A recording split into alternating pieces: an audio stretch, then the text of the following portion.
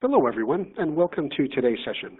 My name is Doug Olenek, and I am the online editor for SC Media and your moderator for this program, which is sponsored by Castle. Our topic today is how to reduce risk and prevent account takeover. Our speakers are Chris Concanon, Solutions Engineer, and Heather Howland, VP of Marketing with Castle. Now, before we get started, I'd like to mention one quick housekeeping item. There will be a question and answer period after the presentation, so please place your questions in the space provided on your screen. All right. Now, the fact that attackers continually develop more sophisticated techniques for taking over online user accounts means security teams must be constantly ready to face these new challenges.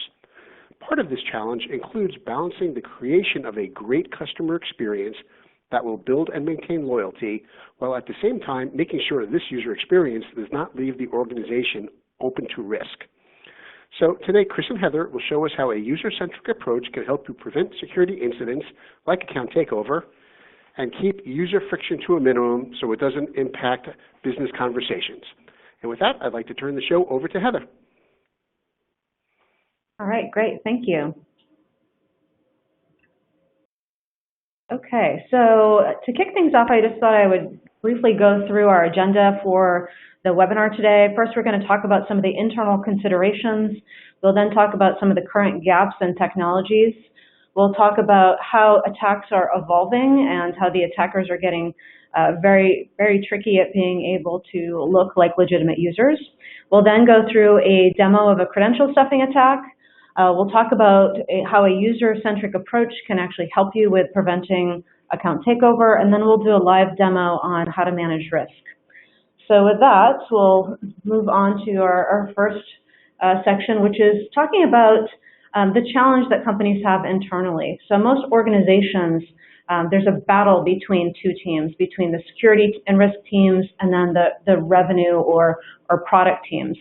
So on the security side, you can look at it as security is there. They're looking to help with detecting and preventing threats and attacks. They're looking for a proactive way to be able to reduce their risk. And it's important for them to be able to respond quickly to keep their users secure and help prevent or help recover from account takeovers. And, one of the things that, I've heard several of our customers say is that, a single data breach could have a huge impact on their business in terms of, it could cause them to go out of business or it could cause significant brand damage. So being secure is extremely important. But then on the other side, you have your revenue teams, which are, people that are in marketing or product or operations, and their goal is to be able to increase conversions. They want to be able to provide the best user experience and be able to eliminate any types of security friction so that they can ensure that they don't end up having abandoned carts or people who aren't able to make transactions. They're looking to be able to reduce the amount of customer support tickets they have and really protect their brand. So then you have the user who's kind of sitting in the middle in terms of, how to balance those two. So, there's this internal battle that we need to overcome. And then at the same time, we also have a challenge with there's gaps and the technologies that are available today that can prevent a company from being able to respond quickly. So on the one hand, we have solutions like wireless access firewalls, anti-automation, and anti-bot tools.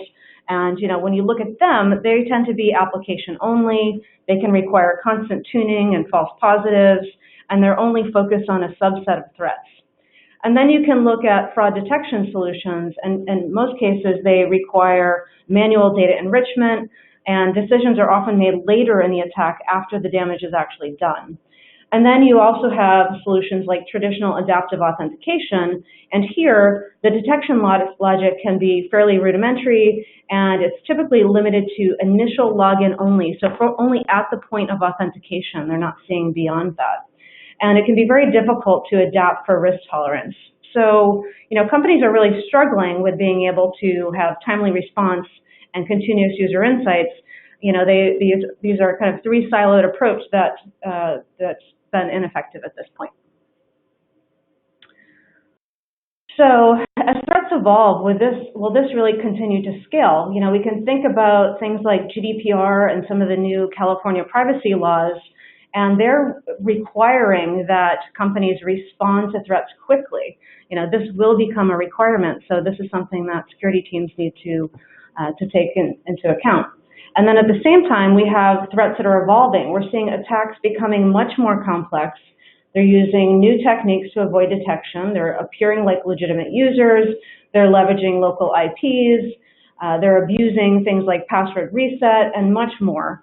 And with this, I am going to pass this on to Chris, who's going to dive into some of the research that we've seen here at Castle, and then dive into you know, what's required to be able to overcome this. All right, thank you, Heather. So at the core of what we're talking about in detecting credential stuffing attacks and preventing account takeover, perhaps the biggest hurdle to accomplishing that goal is that despite our best efforts in the security industry to educate users on proper management of passwords, the reality is that many users still reuse their passwords across multiple sites. Microsoft just released their Security Insights report, and this report says that out of a list they compiled of 4 billion leaked credentials, they scanned their entire user base for Azure AD and other Microsoft services, and they found matches for 44 million user accounts out of those 3 billion plus sets of credentials. This amounts to a rate of about 1.47% that Microsoft saw as of March of 2019 of users reusing passwords across multiple accounts. So criminal actors obtain lists of credentials such as this, buildup of 3 billion here, and they test the credentials against web and mobile applications. And Castle's product is designed first and foremost to detect these credential stuffing attacks and to prevent account takeovers that result from these attacks. Because we see so many of these attacks, we have some data that we can add to this story from firsthand experience. Over the past few months, we've seen a doubling in the number of user accounts targeted. And we've also seen, if you look on the amount of attacks on a per user basis, we've seen a tripling in the amount of attacks per user account. This data comes from June 2019 at the left and November on the far right side. And one of the really kind of interesting pictures that we've been able to paint over the past few months is that we see the complexity of account takeover attacks rising at a pretty alarming rate. Across all our customers, we're seeing credential stuffing attacks utilizing 3 times the number of unique user agents and 4 times the number of unique IP addresses when these attackers are executing credential stuffing attacks. The scale on the left for user agents goes up to 1.3 million, and the scale on the right for unique IP addresses climbs up to 10 million over the past few months. The traffic is coming from almost every country, from private and data center IP addresses, and from even residential internet service providers. And when we talk about these trends that we've seen over the last few months, the reason that these trends continue to rise is that because ultimately attackers are seeing a rise in their success rates for these credential stuffing attacks. In the past 3 months, we've seen the number of compromised accounts rise 50% in September, October, and November. And currently, we're seeing 3.1% success rate when attackers are executing credential stuffing attacks for the month of November. This is a much higher number than has been reported anywhere else in the industry, but we're also showing the most recent data possible.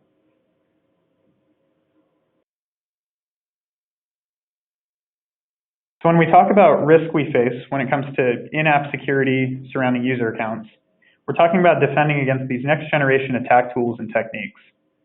Attackers are targeting more users, they're ramping up the intensity of attacks, they're increasing the complexity of the attacks, and they're ultimately seeing an increase in success rates. I want to share a video that we have that represents the complexity of modern-day attacks that we see. I'm going to share my screen here.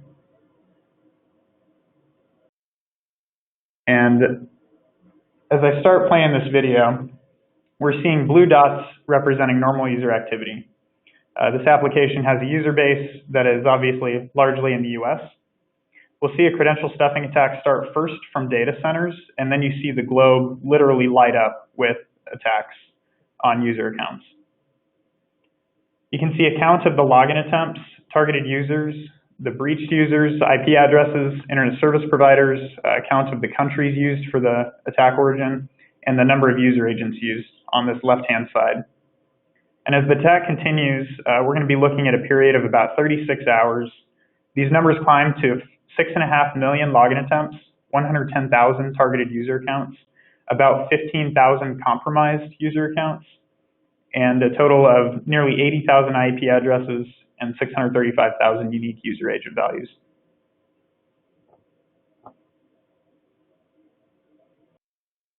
It's a pretty impressive thing to see, and it's an alarming thing to try to think about defending against. You'll see after the attack approaches the 36-hour time window, you'll slowly start to see the red dots fade away as the credential list is run out. And we'll see the normal user activity from the US continue.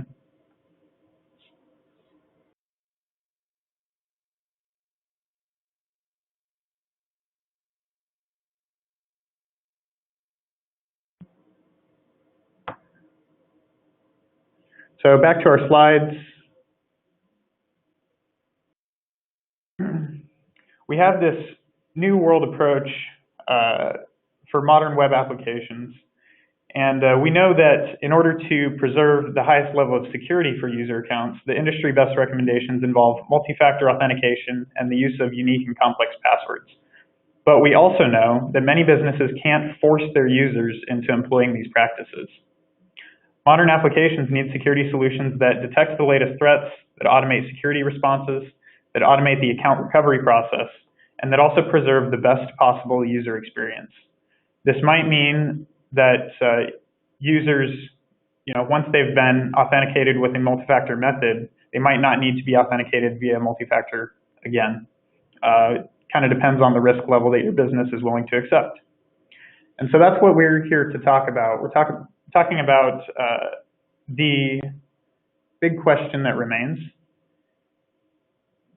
In this modern era of credential stuffing attacks and account takeover, how do we keep user accounts secured while providing the maximum opportunity for businesses to grow?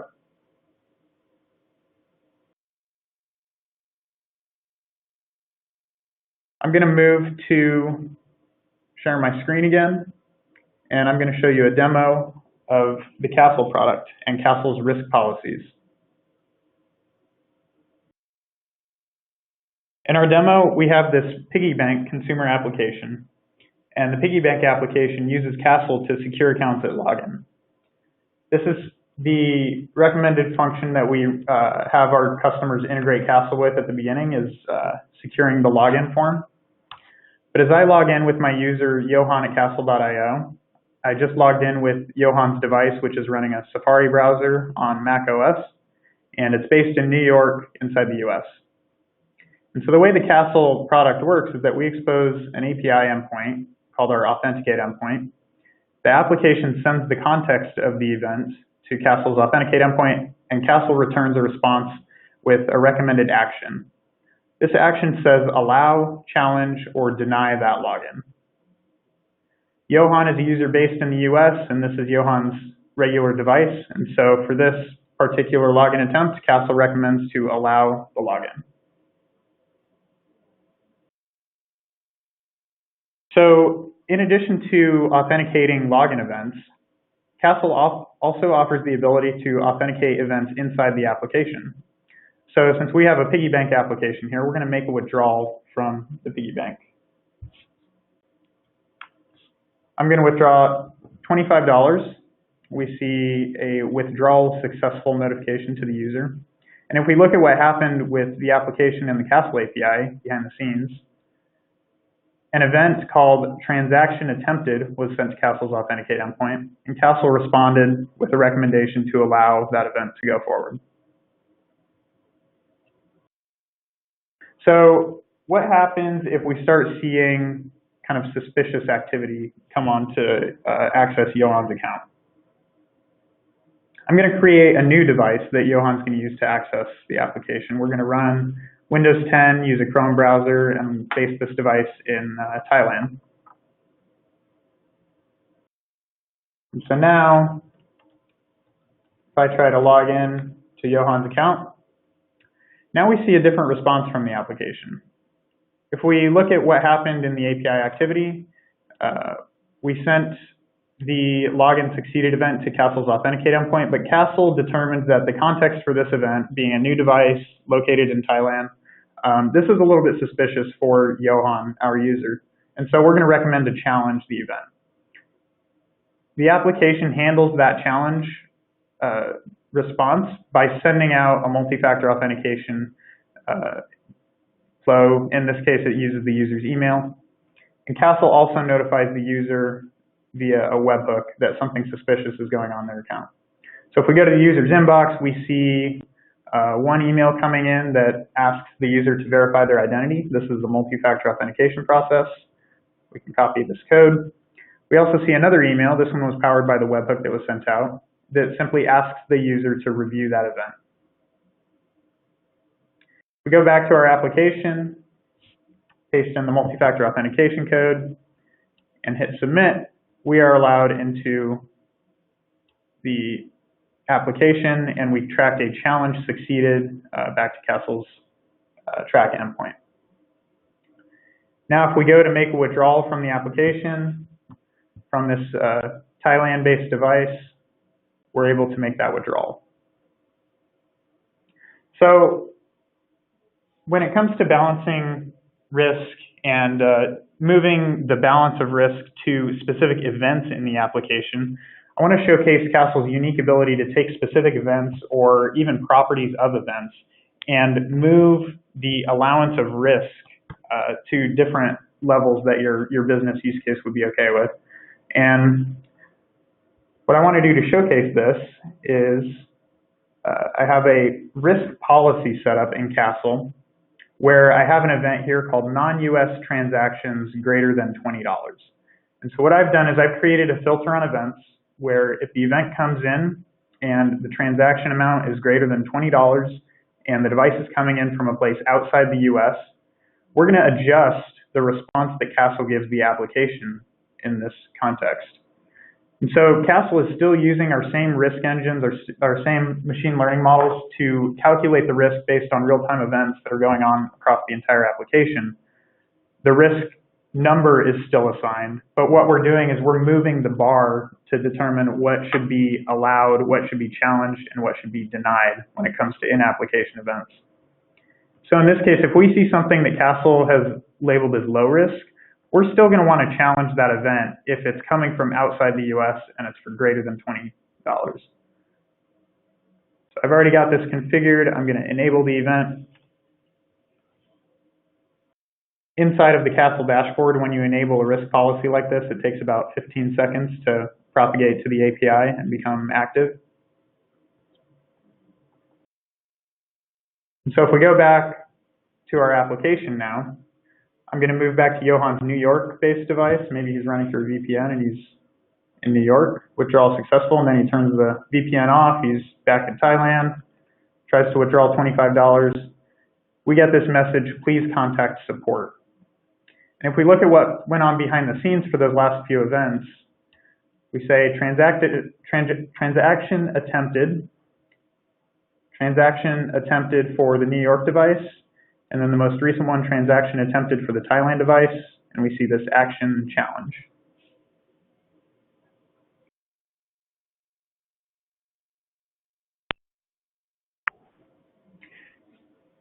So the greatest feature of Castle's risk policies is that we can identify in-application events that might pose a higher amount of risk to your business as a whole, but we're not introducing friction to users that don't need the friction introduced. If we're still going to be accessing from a US-based device, we're going to be able to proceed with that transaction without incurring any friction for the user.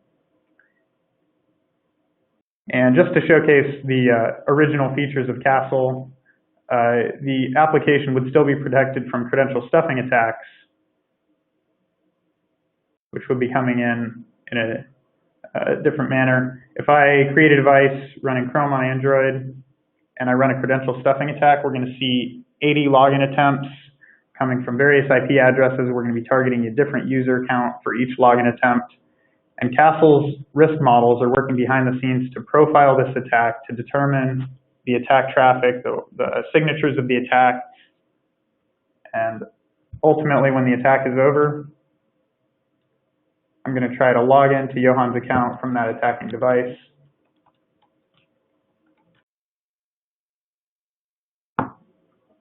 We see the login succeeded event sent to Castle's Authenticate endpoint, and Castle returns the verdict to deny that event. So this is all the functionality that's provided inline for applications. As I mentioned before, Castle also sends webhooks to users when it sees suspicious or malicious activity on the accounts. In this case, since this user was just targeted in a credential stuffing attack and the hacker had the password, we get an email saying, reset your password. Castle lets you know where the malicious login attempt occurred from. And as the application owner or as the customer support team, if you go into Castle's dashboard and want to view all of your users that are posing, or all of your users that have breached credentials, we can click into an individual user account. We can see the activity on their account from their known devices and then from attacking devices. So Castle offers the ability to take action inline in order to reduce risk in the application. Castle will help to automate the notifications that are sent to the users. And Castle will also help to automate the management of those users when it comes to detecting which users are still posing a high risk for account takeover and which users have mitigated that risk.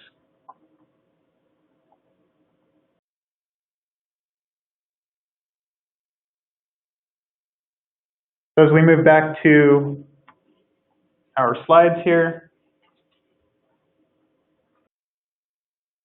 we, again, are in need of security solutions for modern web applications that prevent account takeover from credential stuffing attacks, that automate the account recovery process, and specifically that activate in-app friction based on custom event profiles using custom risk policies. Not everything needs to be two-factor authenticated. Not every subset of users is considered high risk. Not every value of transaction is considered high enough risk to introduce that friction. And so we offer this customizability via Castle risk policies.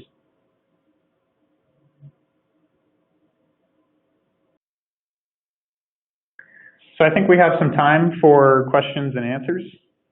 And if you would like to learn more, you can take a look. Oh, sorry.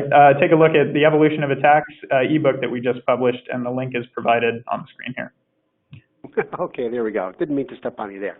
All right, we do have some questions lined up and a few minutes left, so we'll get right to them. First question, how difficult is it to automate response and password reset if malicious activity is detected? Yeah, that's a great question. And just to review quickly, Castle kicks off two separate responses when an event is authenticated. And there's the inline response and then the webhooks that are sent out. So when malicious activity is detected, the application receives a deny response from Castle. That deny response would be used to stop the activity from moving forward in-app, and then the webhook would be sent out to the user. The webhook is intended to power an email or another out-of-band user communication that would inform the user of the event. The webhook can also be used to lock the user account, and in order to unlock the account, Castle offers the endpoint, the track endpoint that accepts event names such as password reset succeeded. This would tell Castle that that user account has had its password reset, and therefore the threats against that account are mitigated. So that's how we would automate response and the password reset when malicious activity is detected. All right, next question. What type of context does Castle look at for understanding user behavior? Yeah, Castle looks at a variety of information, but at the very minimum, it requires the IP address and the user agent for the event.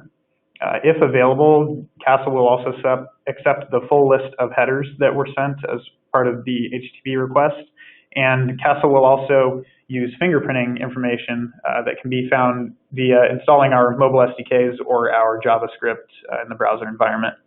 So anything from just the user agent and the IP address all the way up to the full list of headers and the full fingerprinting information. Okay, next question. What are the elements that can be used in risk policies to create a custom user journey? So risk policies can have filters created based on 3 different categories. We can look at user traits, we can look at device traits, or we can look at event traits. And user traits would be something like the user email, or if you have a label for user type, such as admin or power user, something like that.